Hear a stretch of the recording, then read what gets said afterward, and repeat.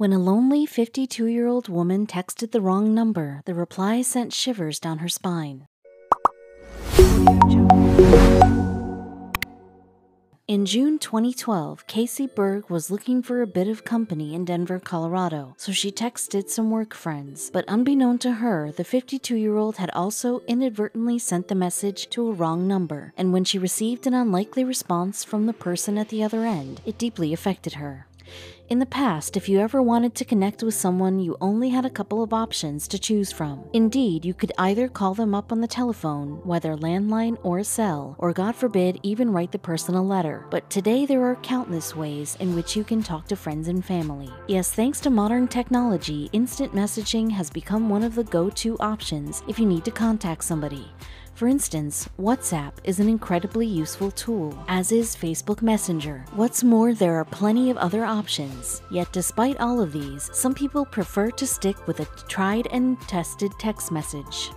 Now, Berg can certainly attest to that, as she tapped out her text back in 2012, but not even she could have predicted what happened next when a stranger responded to the message. Astonishingly, after that exchange, her life would go on to take a truly unexpected turn, and it all started from an innocent mistake. At some point, we will all be on the receiving end of a wrong number, whether a phone call or text. In most of those cases, we inform the person that they've made a mistake and end the conversation there. However, as we are about to discover, not everyone does that. Indeed, some people decide to go down a different route, and it can have eye-catching results. In fact, a number of those exchanges have gone viral, with the recipients sharing the message online. For example, in one case, a woman received a text from an unnamed medical facility. Weirder still, it appeared to be from a surgeon who was in the operating theater. "Hey, Dr. Park," read the opening text message. "This is Matt from the vascular lab. I have an outpatient here with an external iliac occlusion, artery/vessel blockage, with cold foot pain and numbness that started 3 days ago. What should I do with her?" From there, the surprised woman offered a suggestion of her own in response. "Hi, this is Hannah," the lady replied. "I think you have the wrong number, but I googled it and I'm pretty sure you need to put a stent in her left radial artery. Best of luck, Matt." As if things couldn't get any stranger, Matt then sent another message back, providing an update on the patient's condition. Indeed, the medical professional wrote, "Sorry, wrong number, Hannah. She ended up actually getting a stent. It took about 3 hours long for trained medical professionals to figure out what took you 3 minutes. Great job." At that stage, Hannah jokingly asked if the hospital was interested in recruiting her, but unsurprisingly perhaps, that was when the exchange ended.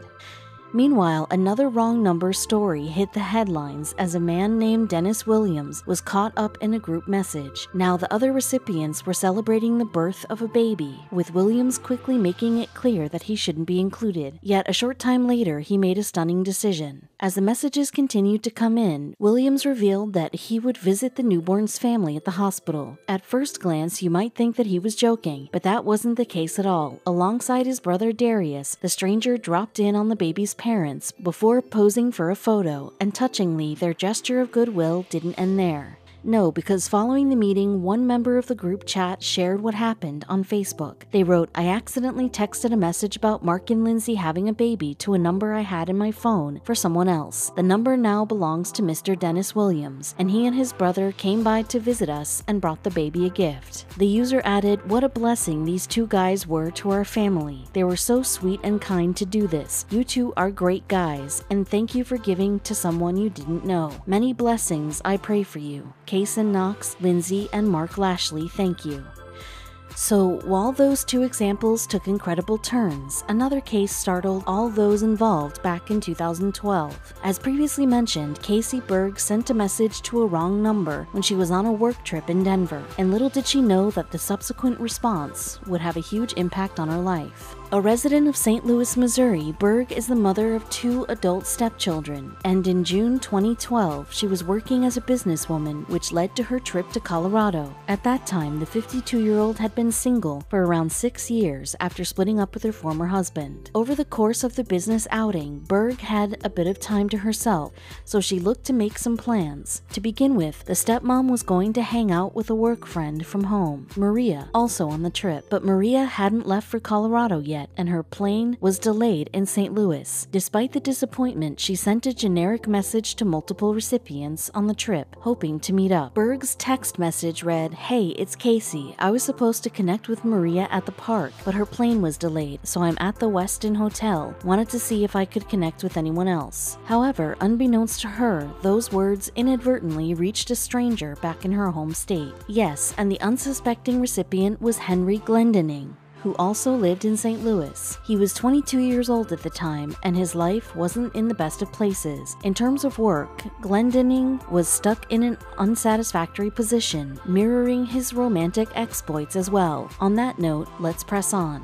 Now you see, while Glendening did have a girlfriend at this point, he wasn't happy with the relationship. So when Berg's message popped up on his phone, it quickly gained his attention.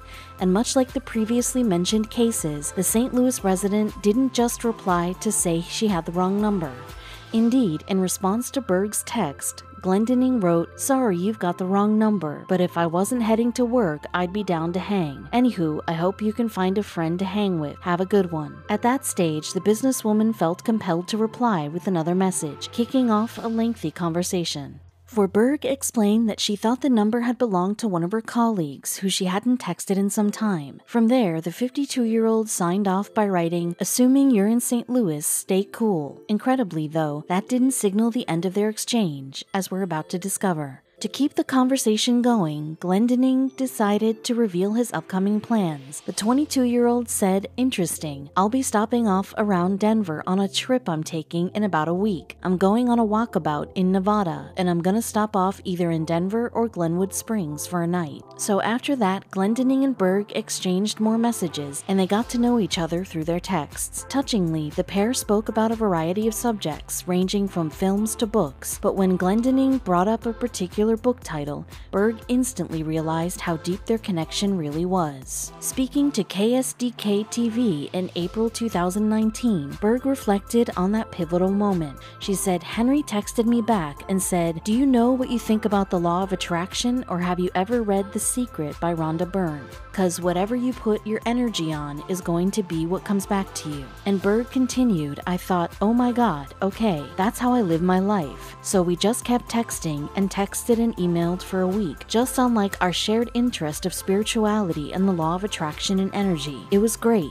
Given their connection, the duo made plans to meet face-to-face a short time later. Prior to the meeting, though, Glendening did raise the question about Berg's age, to which she said, "I'm 25 in my heart." Once they got together at a local coffee house, she then revealed the 30-year age gap between them. However, that didn't seem to bother her potential suitor in the slightest. Following the meeting at the cafe, Glendening was set to join Berg at a concert with another person, yet his friend pulled out in the end, meaning the pair were alone together once more. And as Third Eye Blind played on the stage, the 22-year-old felt drawn toward his new companion. When looking back on that night, Berg touched upon one moment in particular. Halfway through the concert, Glendening was standing behind me and put his hands on my hips, she told KSDK-TV, and I could have been the woman that said, "Hey bucko, you don't put your hands on me." But I just was like, oh well, this is interesting. Now a couple of months on from that, Berg and Glendening took their budding relationship to the next level. Yes, they moved in together, and according to the latter, his parents didn't have a problem with that. In fact, they managed to look past the couple's age difference right away. To add to that, Berg's family was much the same way. "My parents were accepting from the start," Glendening told Daily Mail Online in September 2015.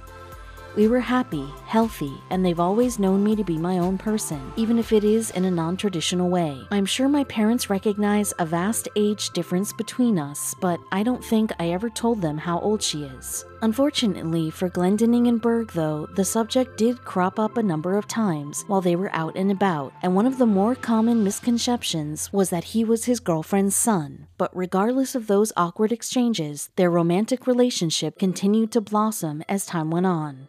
Speaking to Daily Mail Online, Berg said, "We've eaten at fabulous restaurants, gone backstage at concerts, met tons of interesting people, traveled to great places. I think through all of that, Glendinning has become so refined in his attire, appreciation for wine, and craft beer." Yet her thoughts didn't end there. As Berg continued to explain, Glendinning has also figured out more about his gifts and strengths, which has led to terrific growth in his career. "I've learned more about me as well, and he's taught me so much about art and music and movies." So with that in mind, Glendinning made a life-changing decision in June 2014. That's correct. Around 2 years on from that fateful text exchange in 2012, Glendinning asked Berg to marry him. Then, some 12 months later, the lovebirds tied the knot in a rather unique ceremony. Instead of holding the wedding at a church, they chose to get married next to a graffiti-clad wall in St. Louis.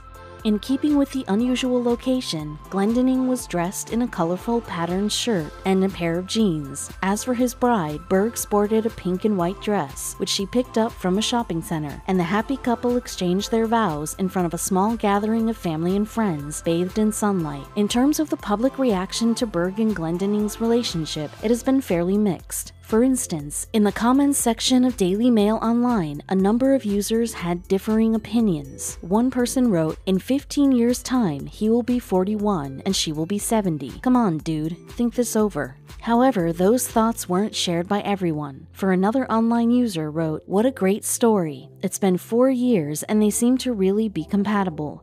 Good for them for going for it. There's nothing wrong with the big age difference. Some young people are more mature than older folks, and vice versa." Meanwhile, Berg and Glendinning kept people posted on their relationship via a couple of different platforms in the next few years, and the pair even run a blog called When Henry Met Casey. But that's not all. Also, they have a Facebook page that boasts more than 1,900 likes and just under 2,000 followers. But as we all know, relationships are about accepting the bad times as well as the good, and the unlikely couple have taken that in their stride too, it seems. For you see, they hit the headlines again in April 2019 when Berg required a kidney transplant, and it was a procedure that she was already quite familiar with, having had her first transplant in 1995. In this instance, though, Glendinning stepped up and donated his organ, with the surgery proving to be a success.